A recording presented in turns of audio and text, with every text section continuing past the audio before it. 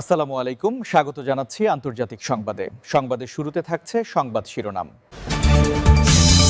সমালোচনা করায় কানাডাকে দেয়া শান্তি বোর্ডের আমন্ত্রণ প্রত্যাহার করেছেন ডোনাল্ড ট্রাম্প।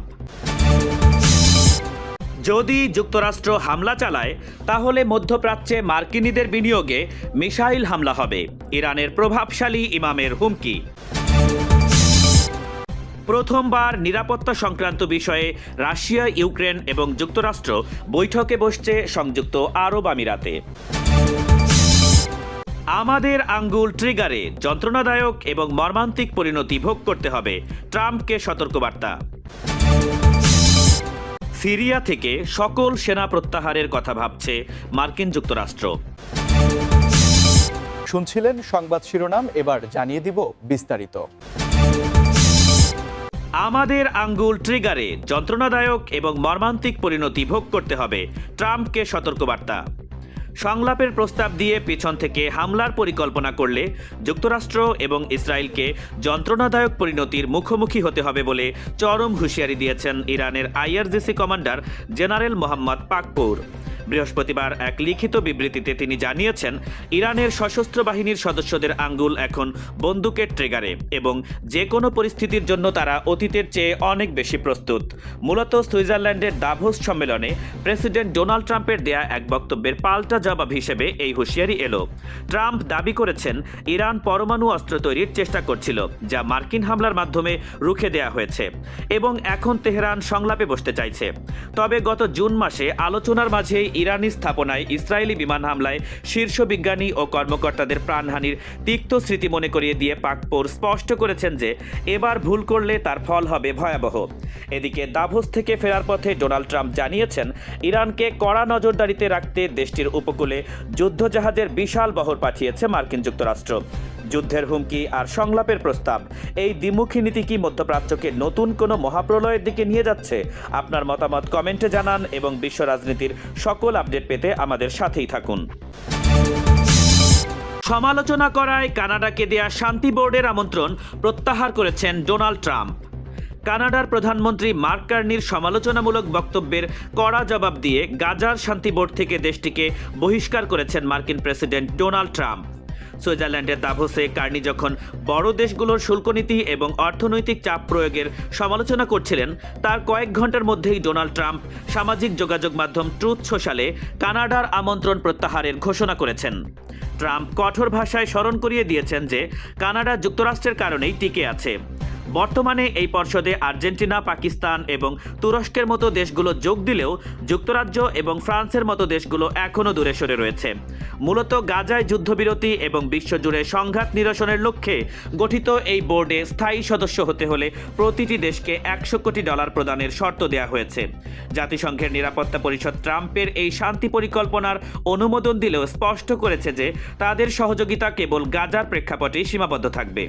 ট্রাম্পের এই কঠোর অবস্থান কি বিশ্বমঞ্চে কানাডার সঙ্গে যুক্তরাষ্ট্রের দূরত্ব আরও বাড়িয়ে দেবে?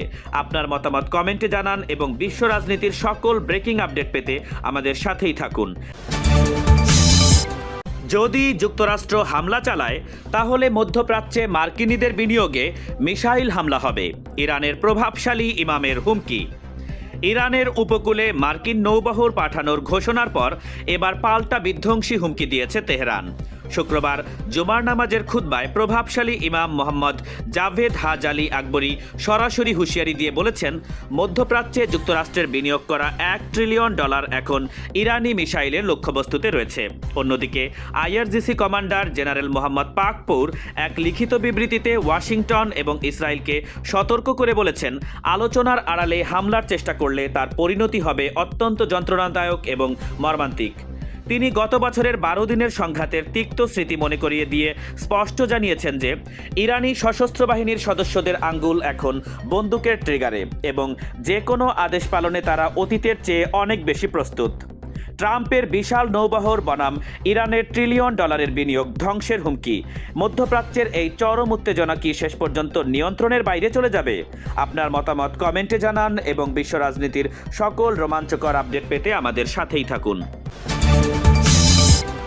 প্রথমবার নিরাপত্তা সংক্রান্ত বিষয়ে রাশিয়া, ইউক্রেন এবং যুক্তরাষ্ট্র বৈঠকে বসছে সংযুক্ত আরব আমিরাতে। ইউক্রেন যুদ্ধ বন্ধের লক্ষ্য নিয়ে এক ঐতিহাসিক ত্রিপক্ষীয় বৈঠকে আজ সংযুক্ত আরব আমিরাতে বসছেন রাশিয়া, ইউক্রেন এবং যুক্তরাষ্ট্রের শীর্ষ কর্মকর্তারা। মস্কোতে প্রেসিডেন্ট পুতিনের সঙ্গে মার্কিন বিশেষ দূত স্টিভ উইটকফ এবং ডোনাল্ড ট্রাম্পের জামাতা জ্যারেড কুশনারের অত্যন্ত ফলপ্রসূ আলোচনার পর এই বৈঠকের ঘোষণা আসে। ক্রেমলিনের পক্ষ থেকে জানানো হয়েছে যে সামরিক গোয়েন্দা সংস্থা GRU এর পরিচালক জেনারেল ইগর কোস্তিউকভ এই বৈঠকে রাশিয়ার প্রতিনিধিত্ব করবেন। অন্যদিকে ইউক্রেনের প্রেসিডেন্ট ভ্লাদিমির জেলেনস্কি জানিয়েছেন একটি খসড়া চুক্তি প্রায় প্রস্তুত এবং ট্রাম্পের সঙ্গে যুদ্ধ পরবর্তী নিরাপত্তা নিশ্চয়তার বিষয়ে তিনি একমত হয়েছেন। ইউক্রেনের প্রতিনিধি দলের নেতৃত্বে থাকবেন রুস্তেম ওমেরভ। বিশ্লেষকরা বলছেন পুতিন এবং মার্কিন কর্মকর্তাদের হাস্যোজ্জ্বল করমর্দন যুদ্ধের মোড় ঘুরিয়ে দেওয়ার ইঙ্গিত দিলেও আসল চ্যালেঞ্জ এখন ভূখণ্ড নিয়ে। রাশিয়ার দনবাসের পূর্ণ নিয়ন্ত্রণ চায়, আর ইউক্রেন কোনোভাবেই নিজ দেশের অংশ ছাড়তে নারাজ। এই বৈঠক কি শেষ পর্যন্ত কয়েক বছরের রক্তক্ষয়ী যুদ্ধের অবসান ঘটাতে পারবে, নাকি ভূখণ্ড ভাগাভাগির প্রশ্নে আবারও থমকে যাবে আলোচনা? আপনার মতামত কমেন্টে জানান এবং বিশ্ব রাজনীতির সকল রোমাঞ্চকর আপডেট পেতে আমাদের সাথেই থাকুন। সিরিয়া থেকে সকল সেনা প্রত্যাহারের কথা ভাবছে মার্কিন যুক্তরাষ্ট্র। দীর্ঘ 14 বছরের গৃহযুদ্ধের পর এবার সিরিয়া থেকে সকল মার্কিন সেনা প্রত্যাহারের কথা গুরুত্ব দিয়ে বিবেচনা করছে মার্কিন যুক্তরাষ্ট্র।